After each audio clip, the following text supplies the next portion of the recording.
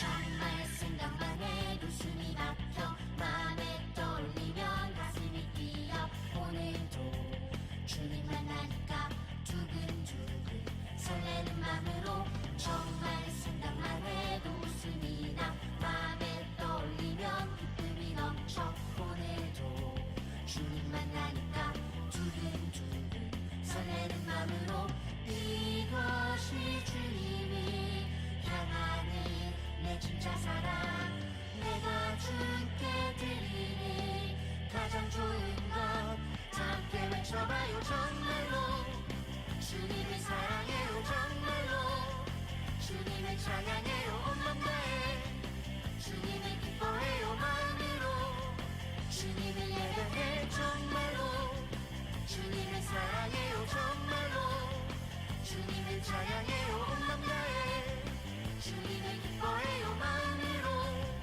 주님을 예배해요 정말 생각만 해도 숨이 막혀 맘에 떠올리면 가슴이 뛰어 오늘도 주님 만나니까 두근두근 설레는 맘으로 정말 생각만 해도 웃음이 나 맘에 떠올리면 기쁨이 넘쳐 오늘도 주님 만나니까 두근두근 설레는 맘으로 이것이 주님을 향하는 내 진짜 사랑 내가 주께 드리는 가장 좋은 것 함께 외쳐봐요 정말로 주님을 사랑해요 정말로 주님을 찬양해요 온 맘 다해 주님을 기뻐해요 마음으로 주님을 예배해 정말로 주님을 사랑해요 정말로 주님을 찬양해요 온 맘 다해 주님을 기뻐해요 마음으로 주님을 예배해요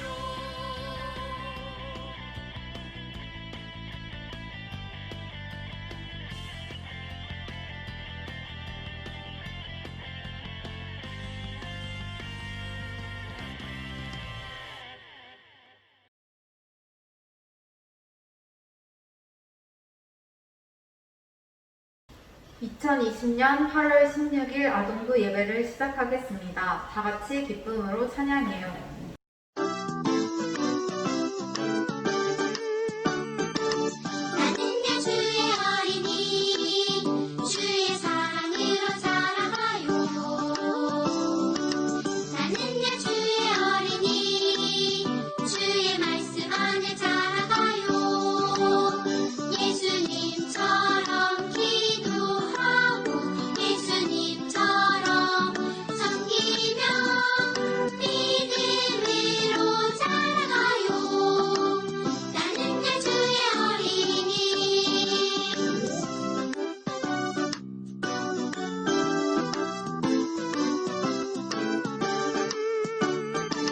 나는야 주의 어린이 주의 사랑으로 자라가요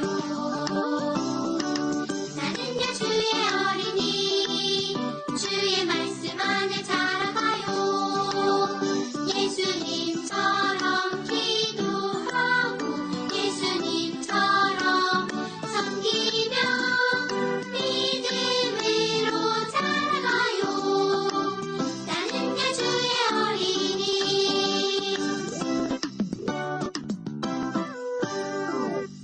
다 함께 사도신경으로 우리의 신앙을 고백하도록 하겠습니다. 나는 전능하신 아버지 하나님 천지의 창조주를 믿습니다. 나는 그의 유일하신 아들 우리 주 예수 그리스도를 믿습니다. 그는 성령으로 잉태되어 동정녀 마리아에게서 나시고 본디오 빌라도에게 고난을 받아 십자가에 못 박혀 죽으시고 장사된 지 사흘 만에 죽은 자 가운데서 다시 살아나셨으며 하늘에 오르시어 전능하신 아버지 하나님 우편에 앉아 계시다가 거기로부터 살아있는 자와 죽은 자를 심판하러 오십니다. 나는 성령을 믿으며 거룩한 공교회와 성도의 구제와 죄를 용서받는 것과 몸의 부활과 영생을 믿습니다. 아멘. 다 함께 나는 예배자입니다. 찬양하겠습니다.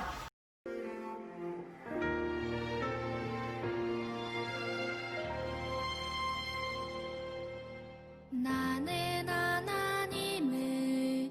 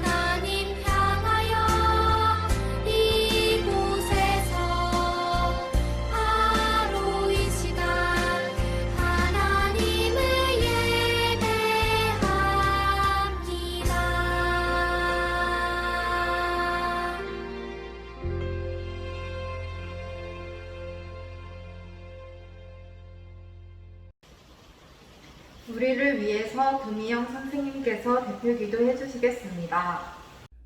언제나 저희와 함께하신 하나님 아버지, 주님의 은혜 감사드립니다. 한 주간 동안 마음과 행동으로 잘못한 일들이 있다면 이 시간 용서해 주세요. 주님의 선하신 뜻대로 아이들을 이끌어 주시고 더욱 큰 믿음으로 성장하게 하시며 인정받고 칭찬받으며 축복받을 수 있는 주님의 귀한 자녀들 되게 하여 주세요. 코로나와 폭우로 인하여 고통받고 있는 사람들이 많이 있습니다. 어려울 때일수록 사랑을 담아 우리 모두 기도할 수 있는 하나님의 자녀들이 되게 도와주세요. 아이들의 각 가정마다 평강이 넘치며 하나님의 말씀을 사모하는 귀한 자녀들로 바르게 성장할 수 있도록 도와주세요. 저희들을 위하여 주님의 귀한 말씀 준비하시는 오광은 목사님, 항상 피곤치 않게 건강 지켜주세요. 감사드리며 예수님의 이름으로 기도드립니다. 아멘. 오늘 우리에게 주시는 하나님의 말씀은 마태복음 2장 1절, 2절, 11절 말씀입니다. 제가 봉독하겠습니다. 예수님께서는 헤롯이 왕으로 있던 시대에 유대의 베들레헴이라는 마을에서 태어나셨습니다. 그때 동쪽 나라에서 몇 명의 박사들이 예루살렘으로 왔습니다. 그들은 이렇게 물었습니다. 유대인의 왕으로 태어나신 아기가 어디 계십니까? 우리는 동쪽에서 그 아기의 별을 보고 아기에게 경배하러 왔습니다. 그들은 아기가 있는 집에 들어가서 어머니 마리아와 함께 있는 아기를 보았습니다. 그들은 아기에게 무릎을 꿇어 경배를 드리고 고무람을 열어 아기에게 황금과 유향과 모략을 예물로 드렸습니다. 아멘. 오광은 목사님께서 왕으로 오신 예수님이라는 제목으로 하나님의 말씀을 전해주시겠습니다.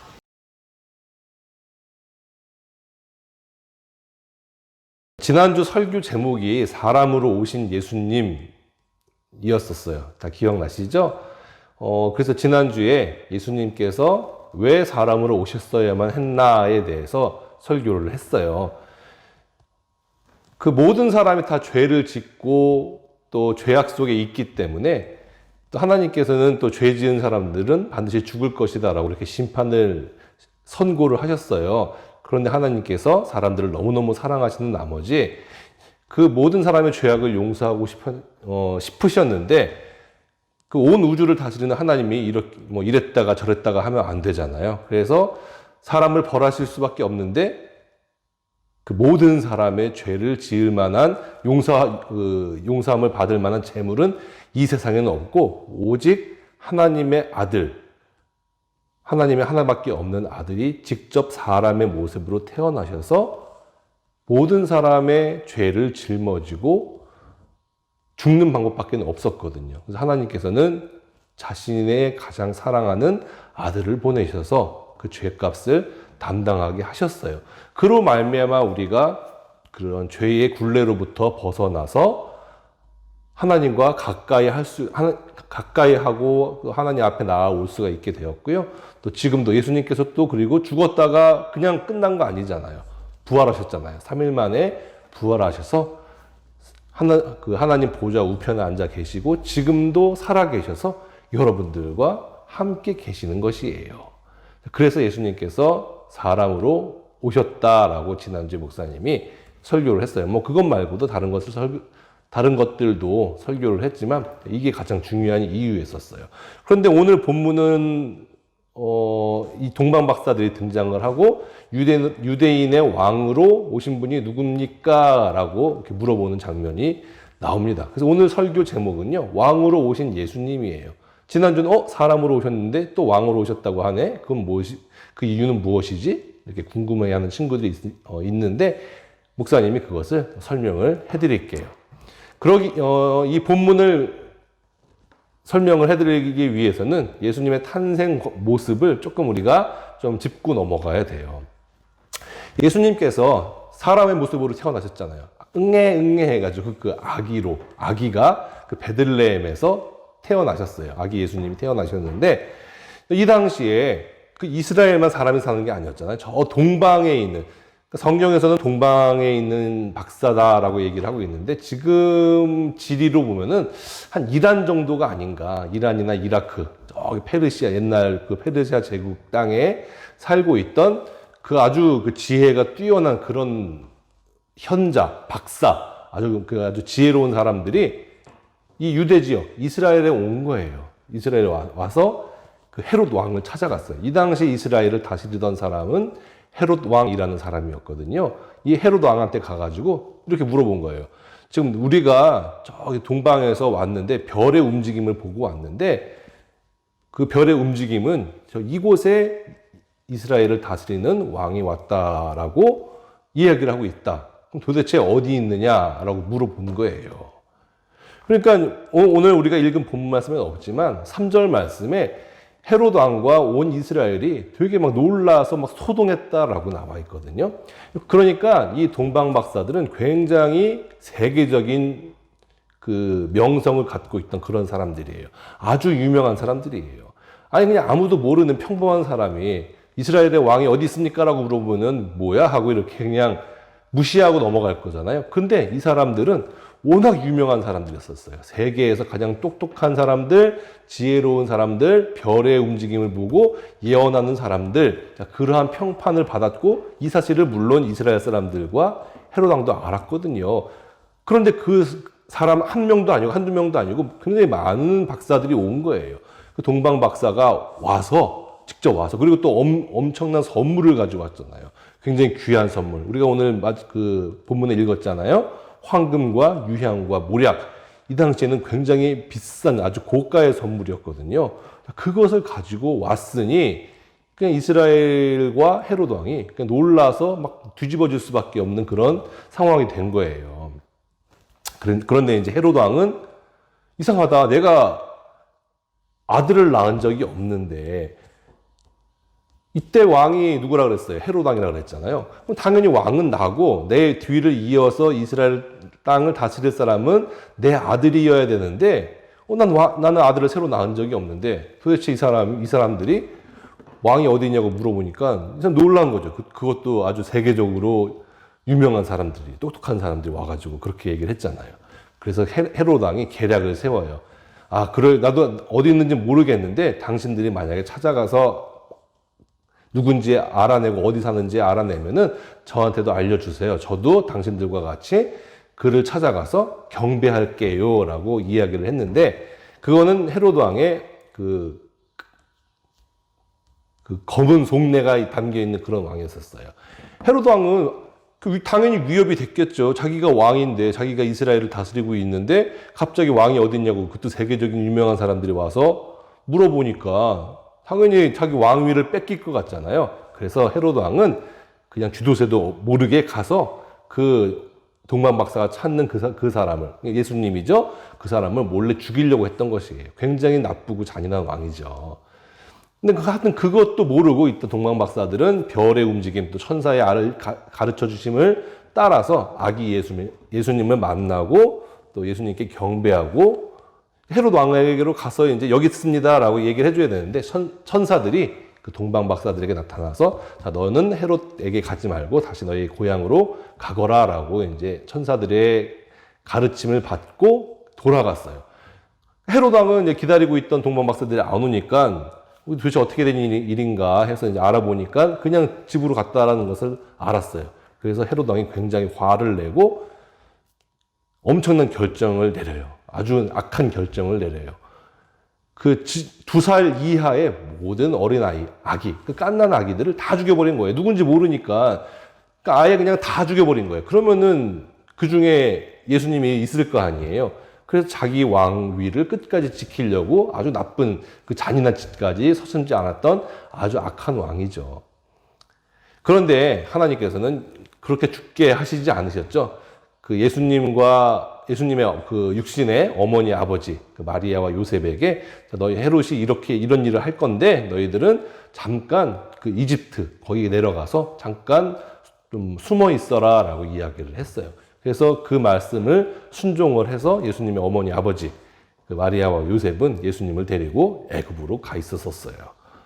그리고 이제 금방 헤롯 왕이 죽거든요. 헤롯 왕이 죽은 다음에 다시 마리아와 요셉은 그 아기 예수님을 안고 이스라엘로 올라와서 갈릴리 호수라고 굉장히 큰 호수가 있거든요. 그 옆에 나사렛이라는 동네에 거기 살고 예수님께서 이제 청년이 되시기까지 30살이 되셔가지고 이제 예수님으로서 하나님의 아들로서 사역을 시작하시는데 일을 시작하시는데 그 전까지 나사렛이라는 동네에 머무시면서 거기서 쭉 성장을 하셨다라고 하는 것이에요. 자, 그런데 여러분, 이게 이제 예수님의 생애를 지금 목사님이 간략하게 설명을 드렸는데 도대체 언제 왕이 됐을까요? 자, 우리가 성경을 아는 친구들은 이상하게 여길 거예요. 예수님이 도대체 언제 왕이 됐을까? 이렇게 생각을 할 수가 있을 거예요. 그건 당연한 거예요. 우리가 뭐 이제 그 왕위를 물려줄 때는 여러분들 영화나 뭐 그런 TV 같은 것을 통해서 자, 어떤 모습을 상상하게 돼요? 자, 그 아버지 왕이 자기 아들이 이렇게 탁 무릎을 꿇고 있잖아요. 그러면 이제 자기 머리에서 왕관을 딱 이렇게 빼가지고 자기 아들에게, 왕자에게 이것을 탁 이렇게 씌워주잖아요. 그러면서 지금 이 시간부터 내 아들이 이 나라를 다스릴 왕이 될 것을 선포한다. 자, 이렇게 딱 선포를 하고 그 모여있는 수많은 사람들이 막 박수치고 환호하고 자, 그런 성대한 이런 걸 대관식이라고 하는데 자, 이런 것을 생각을 하기 쉬워요. 그런데 예수님의 생애에서는 그런 게 없어요. 그러니까 30살 때까지 예수님은 아까 말씀드렸던 그 나사렛이라는 동네에서 그냥 그 육체 노동하고 계셨어요. 목수 일을 하시면서 그렇게 집안을 이렇게 돈을 벌어가지고 먹여 살리셨어요. 그리고 30살이 돼가지고 이제 3년 동안 제자들을 데리고 다니면서 이제 여기저기 다니면서 하나님 말씀 가르치고 또 병자도 고쳐주시고 그렇게 사역을 하시다가 결말이 어떻게 됐어요? 십자가에 못 박혀 죽으셨잖아요. 그리고 3일 만에 부활하시고 이 땅에 40일 동안 머물러 계시다가 하늘로 휙 하고 올라가셨어요. 도대체 언제 그런 성대한 대관식을 하고 왕이 되었을까요? 그런 적은 없어요. 외적인 모습으로는 그런 것이 없었는데 자, 우리는 예수님을 자, 우리의 왕이십니다. 왕으로 오신 예수님이라고 이야기를 하고 있는데 그것은 자, 왕이 가지는 특징 때문에 그런 말을 하고 있는 거예요. 여러분, 왕이 왕답기 위해서는 어떻게 해야 될까요? 그 말하는 것에 권위가 있어야 돼요. 만약에 그러니까 제가 왕이에요. 만약에 제가 왕이고 여러분들이 신하예요. 그럼 제가 신하를 불러요. 얘야, 너는 지금 우리나라에 큰 홍수가 나가지고 특히 전라도 지방에 많은 사람들이 지금 다 죽기도 하고 또 집도 떠내려가고 그러고 있는데 내려가서 그 실태를 나한테 보고하고 그들에게 자, 뭐 쌀하고 또 그 식료품 같은 것들을 나눠주고 돌아오도록 하여라라고 명령을 내렸어요. 그런데 명령을 받는 그 신하가 여러분들이 아유 저기 대왕님 오늘은 안 되겠는데요. 약속이 있는데요. 자, 오늘 놀아야 되는데요. 어디 가야 되는데요. 일주일 뒤에 내려갈게요. 자, 그렇게 얘기를 한다고 해보세요. 그러면은 그 왕이 그래라. 자, 그럴까요? 아니죠. 그런 일은 상상도 하지 못하는 그런 일이에요. 그럼 당연히 왕은 자기 명령을 지키지 않고 대수롭게 여기지 않은 그 신하를 감옥에 가둘 거예요. 그래야 이제 왕의 권위가 서잖아요. 그것이 당연한 거예요. 그러니까 왕이 왕답게 되기 위해서는 자기가 다스린다라고 하는 것이에요. 내가 명령하는 것을 다른 사람들이 지키게 할 때 그 사람은 왕이다라고 이야기를 할 수가 있는 거예요. 자, 그러면 여러분들이 이제 왕의 특징에 대해서 이제 이 얘기에 가시겠죠? 그러면은 왕으로 오신 예수님은 바로 내가 내 마음대로 하지 않고 앞으로 내가 예수님을 왕으로 모셔서 예수님의 말씀대로 내가 살겠습니다. 명령을 듣고 순종하겠습니다. 자, 라고 얘기하는 그럴 때에 우리가 예수님을 왕이다라고 이야기를 하고 있는 거예요. 자, 여러분들 이 세상은요. 내가 지금 살면서 죽을 때까지 끝까지 내 마음속에서 싸움이 일어나요. 그 싸움은 무엇이냐면은 누가 왕이냐 하는 싸움이 일어날 거예요. 만약에 여러분들이 내가 왕이다. 여러분들의 마음속에는 이렇게 왕좌, 그 왕이 앉는 의자가 있어요. 거기에 누가 앉느냐 싸움인데, 만약에 그 자리에 여러분들이 앉아 있으면은 여러분의 삶은 여러분들 마음대로 하고 싶은 대로 하면서 살게 될 거예요. 그래서 막 힘없는 사람들도 괴롭히고 나쁜 짓도 하고 거짓말도 하고 남을 속이기도 하고 하는 그러한 아주 내가 하고 싶은 대로만 하고 사는 그러한 사람은 내가 왕인 사람, 내 마음의 왕좌에 내가 앉아있는 사람을 이야기를 하고요. 그리고 두 번째 부류의 사람이 있어요. 그 사람은 누구냐? 내 마음의 주인 자리, 내 마음의 왕좌에 내가 아니라 예수님이 앉아있는 사람들이에요. 그 사람들은 내가 스스로 결정해서 내 마음대로 하고 싶은 대로 사는 것이 아니라 예수님께서 하라고 하신 것, 예수님께서 말씀하신 것, 내가 이걸 하고 싶은데 예수님께서 안 돼, 그건 안 돼, 그러지 말고 이거는 딴 사람에게 먼저 나눠주고 너는 다른 것을 해래. 자, 이런 식으로 이제 말씀을 하실 거예요. 그러면 알겠습니다. 제가 그렇게 하겠습니다. 자, 이런 사람들이 예수님의 말씀을 순종하는 것이고 예수님을 왕으로 섬기는 사람은 당연히 그렇게 살아야 된다라고 하는 것이에요. 그래서 우리 목사님이 하는 얘기를 여러분들 끝까지 기억하셔야 돼요. 우리의 삶은 지금부터 죽을 때까지 이 여러분들의 마음의 왕좌에 누가 앉느냐 싸움이에요. 그럼 여러분들 어느 사람이 현명할까요? 내가 앉아있는 것과 예수님을 앉혀놓는 사람들 중에서. 사람은요, 똑똑하다고 생각을 해도 굉장히 어리석어요. 당장 내일 어떻게 될지도 모르고 지금 이렇게 지금 막 장마도 굉장히 길어가지고 자연도 못 막아서 많은 피해자들이 지금 발생하고 있고 또 코로나 이 전염병은 지금 6개월, 7개월째 계속해서 줄어들지를 않아요. 이렇게 한없이 연약한 것이 사람인데 내가 스스로 내 인생을 조종하고 움직이려고 하면 굉장히 힘이 들고 그것도 불가능해요. 그런데 여러분들, 예수님은 누구세요? 하나님의 아들이죠.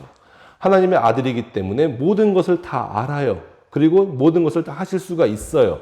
그리고 지난주에 목사님이 설교했듯이 또 사람으로 태어나셔가지고 사람들이 느끼는 그런 고통, 또 사람들의 그런 연약함들 다 경험해 보시고 다 아세요.